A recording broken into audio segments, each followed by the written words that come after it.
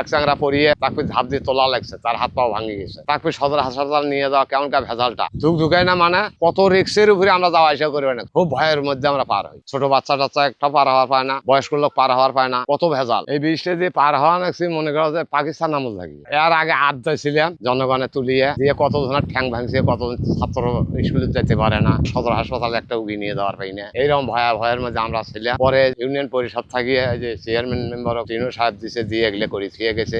বহুত লোক পার হয়, একেবারে মনে করো যে একটা কালীর বাজার থাকে লোক এই দিকে আসে, আনন্দের বাজার থাকে, সম্পূর্ণ লোক এই পাশে পার হয়। অ্যাক্সিডেন্টে কত হয়ে যাওয়া লাগছে। কাজের উদ্দেশ্যে শোক পার হয়ে যাবে, এখন ফির আসবো। আর সারাদিনে এই যাতায়াত এটা দিয়ে বেশি চলছে। আমার কত সুবিধা হবে জানান, এখান থেকে আমরা আনন্দের বাজার যেতে পারবো ডাইরেক্ট, এখান থেকে বালাসি যেতে পারবো, ওখান থেকে উঠিয়ে কালীর বাজার যেতে পারবো। কত সুন্দর রোড আমাদের। তখন ব্রিজ ছিল না, তখন ছিল একটা বাসার সাগর, বাসার আদ দিয়েছিলাম আমরা, দিয়ে পার হচ্ছে। শেষে আমরা জনগণে তুলিয়ে তা বছর একটা কাঠের ব্রিজ দিয়েছিলাম। কত সালে যেন একটা বন্যা হয়েছিল, সেই বন্যার টাইম এটা ভাসি গেছে। যাওয়ার পর থেকে আমরা খুঁটি দিয়ে আর গাড়িয়ে বাস দিচ্ছি, বাস দিয়ে তার উপর পার হচ্ছি। তখন বাচ্চার ঘর পার করে পাই নিয়ম ঘাড়ে করে পার করছি। সরকারের কাছে আমরা ব্রিজ দেখ, ছোট হলেও একটা ব্রিজ দেখ ঢালাই করিয়ে। মনে করেন যে আমরা বেশি অসুস্থ হলে এ পাশে একটা ভ্যান পর্যন্ত যায় না, আমরা রুগীপত্র ঘুরিয়ে নিয়ে যাইতে মনে করে এমনও রুগী হয় মারাও যায়। এমন ঘটনা মানে কত ঘটনা ঘটলো, এরকম ঘটনা বহুত আছে। এই যে এই ব্রিজটা আমরা যখন পার হই তখন মনে করো ওখানে ওই পারে গাড়িটা রাখিয়ে এখান থেকে আমাদের ঘাড়ত করে নিয়ে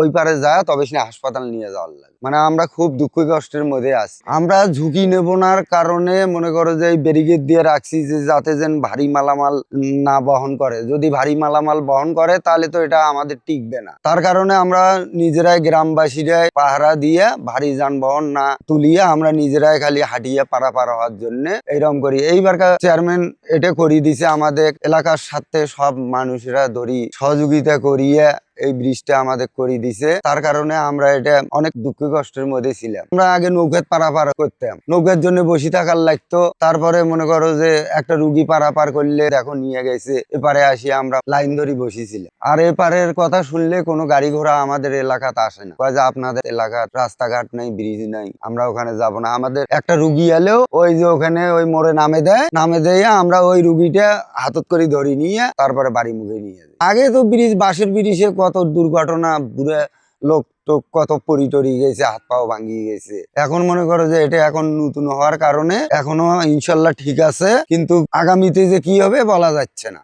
হাজার হাজার লোক সারাদিন যাচ্ছে, হাজার হাজার লোক আসতেছে, অনেক দূর দূর লোক পর্যন্ত এই পাশে যাওয়া আসা করে। না তো সমস্যা, তোমাদের লোকজনে যে আবার বেশি করে গাড়ি ভাড়া যাওয়া, ওই পাশে ঘুরি ঘুরি যাওয়া লাগতো অনেক দূর দিয়ে। আমরা একটা ব্রিজ চাই আমাদের এখানে, আর যাতে আমরা ছেলেমেয়েরা সবাই স্কুল মাদ্রাসা করতে পারে, সবাই যেন ভালোভাবে চলাফেরা করতে পারে, যেন আমরা একটু রুগী হলেও যেন সাথে আমাদের শহরে নিয়ে যেতে পারি হাসপাতালে।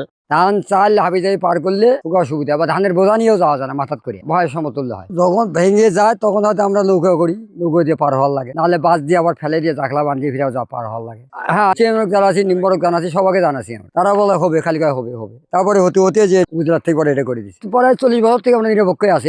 এই অবস্থা আমরা এখানে বাড়ি ঘর 40 বছর হলো করি, তখন থেকে দেখতে এই অবস্থায় আমরা পড়ে আছি। আমরা ভালো ব্রিজ চাই, একটা পাকা ব্রিজ, মজবুত ব্রিজ চাই আমরা, যে আমরা তো অনেক দুনিয়াতে বাঁচবো, আমাদের ছেলে মেয়েরা যখন মানুষ হবে তারা চলাফেরা করতে পারে ভালোভাবে। একটা ব্রিজ ভালো হলে আমার সুবিধা হয়।